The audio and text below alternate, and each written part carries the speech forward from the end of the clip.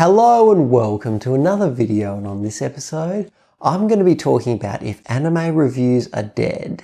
The topic for this came from an episode of the Weebcast on Mother's Basement's channel, and I put a full link to that in the description. It was mostly about the Digibro drama that went down over a month ago at this point, but about an hour in they started talking about reviews, and this is a small snippet of what was said. Yeah, no, I mean, like, that's the thing, right? Thing is, I'm so happy reviews are dead. I'm so happy. Like, it's the best thing that's happened to the anime community. I'm so happy. I'm not necessarily happy that reviews are dead. I'm ecstatic. Yeah. Honestly, this is something I noticed years ago. However, it's the first time I heard somebody actually say it. While you still may enjoy reviews, you can't deny that they've declined heavily in popularity, with most of the up-and-coming anime YouTubers choosing to focus on either analytical or discussion-based content. Even Arcada, the guy who's known for doing anime reviews, has been moving away from them in recent months. At the time of recording, in his last 30 videos, only 4 of them are reviews. This is significantly different to a year ago when they were still the vast majority of what he put out. So when it all comes down to it, what do I think of this? Well, when it comes to the newest anime, the stuff that's currently airing, where most of the viewer interest is, I believe that yes, anime reviews are dead.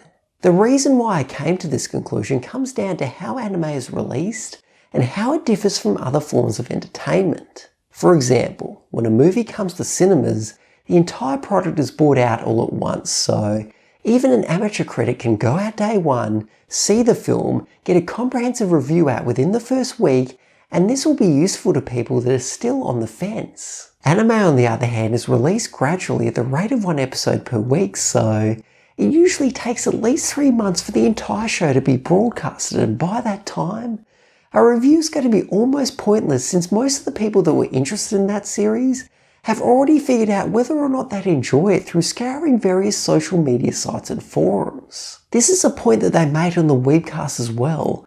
People these days go to sites like Reddit and Twitter, look at the discussions everyone's having, and that's how they gauge what is worth watching. 3 or 6 months down the line is way too late for a review to be relevant, and this is why many YouTubers are creating other types of videos that can be done while the show is still airing. Although that isn't the only factor here.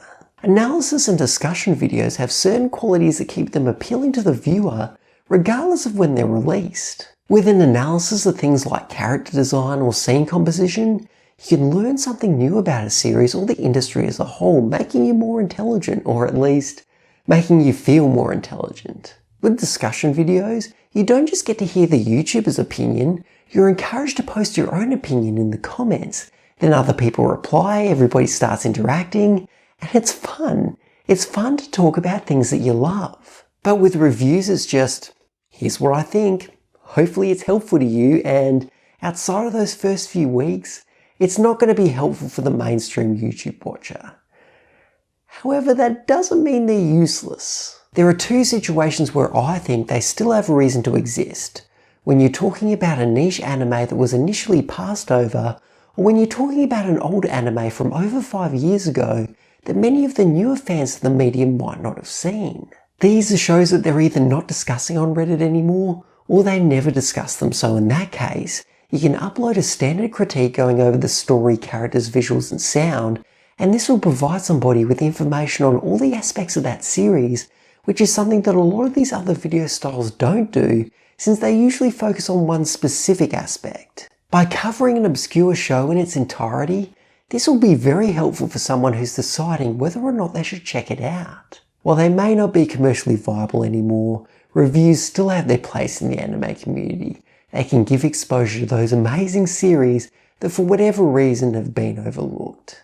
So anyway, thank you very much for watching. If you enjoyed this video, please leave a like. If you have any feedback, please leave a comment, and if you want to see more, feel free to subscribe as well. Also, I want to make it clear, I'm not stopping anime memories. That's not what I made this for. This was mostly a way to justify to everyone and myself why I continue to make these reviews despite them not being overly in demand these days, so hopefully I did that well enough. Thanks again, and I'll see you next time.